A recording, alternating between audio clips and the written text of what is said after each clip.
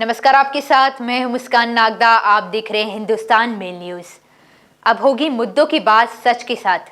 आइए रुक करते हैं कुछ खास खबरों की ओर। जहां पिया वहां में परदेश के इस गाने को साकार किया कनाडा के ओरियन ने। राजगढ़ के एक इंजीनियर से शादी करने के लिए 7 समंदर पार कर एक प्रेमिका उसके पास आ गई। फ्रांस की एक इस युवती के साथ उसका परिवार भी आया। राजगढ़ के नितेश और कनाडा की ओरियन ने सीहोर में हिंदू रीति रिवाज से 7 फेरे लिए।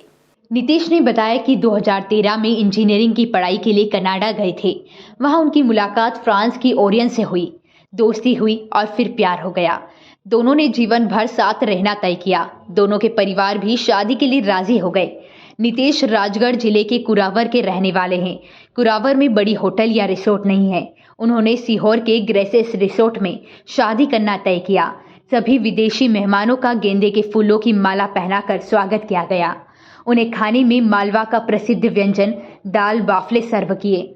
शादी के रीति रिवाजों को सभी बारीकी से देख रहे थे। सभी के लिए भारत आना और शादी में शामिल होना बहुत अच्छा अनुभव था। इंदौर के देवी अहिल्या विश्वविद्यालय की कुलपति डॉक्टर रेणु जैन के नाम पर फर्जी ईमेल मैसेज से ठगी की कोशिश का मामला फिर सामने आया है।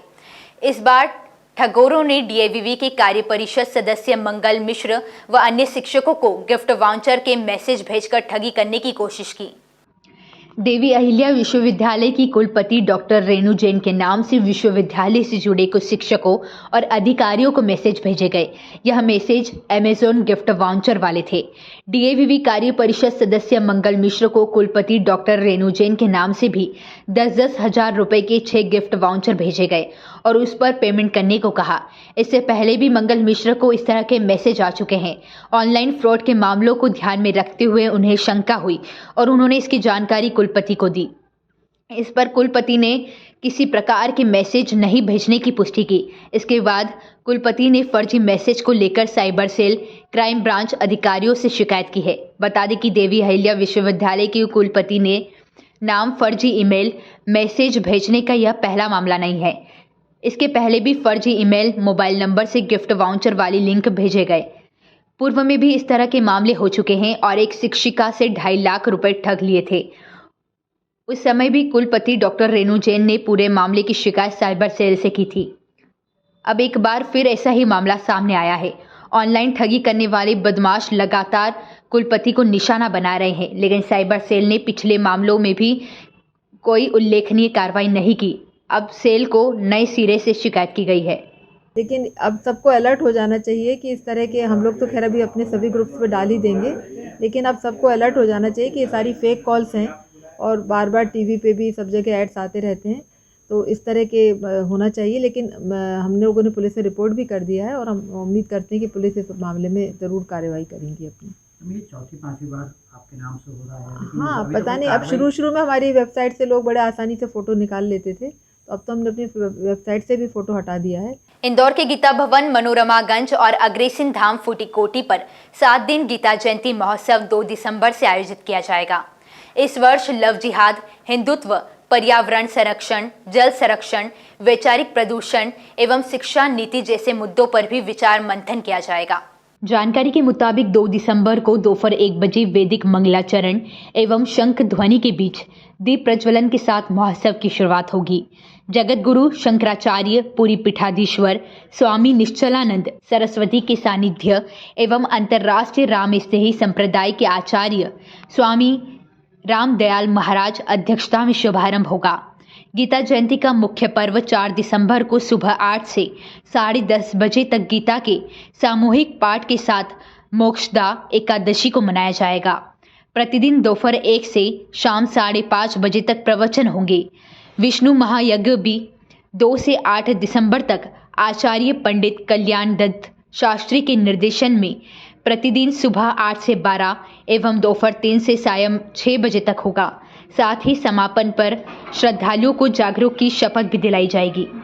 केंद्र सरकार ने आज एक महत्वपूर्ण कदम उठाया है। इसके चलते सरकार ने एफएम रेडियो चैनलों को गाने चलाने या शराब, ड्रग्स, हथियार, गैंगस्टर, बंदूक संस्कृति का महिमा मंडन करने वाली सामग्री प्रसारित करने के खिलाफ चेतावनी दी है। दरअसल सूचना और प्रसारण मंत्रालय ने एफएम रेडियो चैनलों को जारी एक परामर्श में उन्होंने कहा वे ग्रांट ऑफ परमिशन एग्रीमेंट और migration grant of permission agreement में निर्धारित नियमों और शर्तों का सख्ती से पालन करें और उल्लंघन में किसी भी सामग्री का प्रसारण न करें। इसी के साथ सलाहकार ने कहा, किसी भी उल्लंघन के लिए में निर्धारित नियमों और शर्तों के अनुसार दंडात्मक कार्रवाई की जाएगी, जिसे उचित समझा जाए।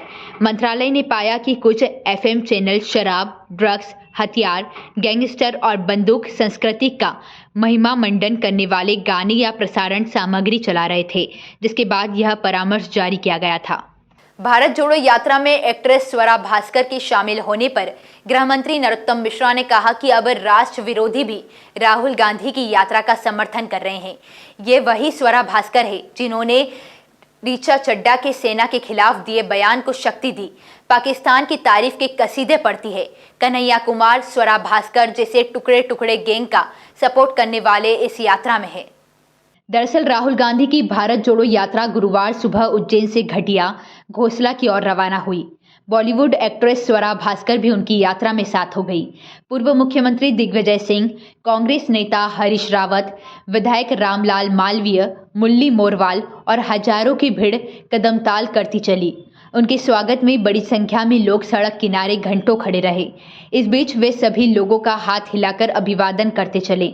आगे आगे नेता, पीछे गाड़ियों का लंबा काफिला चला। आमजन के साथ नेताओं में भी उनके साथ फोटो खिंचवाने की होड़ चल रही थी। इसी बीच प्रदेश के गृह मंत्री ने बॉलीवुड एक्ट्रेस स्वरा भास्कर के यात्रा में जुड़ने को लेकर ट्वीट करते हुए कहा कि राहुल जी की भारत जोड़ो यात्रा में टुकड़े टुकड़े गैंग की समर्थक स्वरा और कन्हैया कुमार जैसे राष्ट्र विरोध मानसिकता वाले लोग का शामिल होना इस बात का प्रमाण है कि यह भारत को तोड़ने वालों के समर्थन में निकाली जा रही यात्रा है। ऐसे ही खास खबरों के लिए देखते रहिए हिंदुस्तान मेल न्यूज़। हमारे चैनल को सब्सक्राइब करना ना भूलें।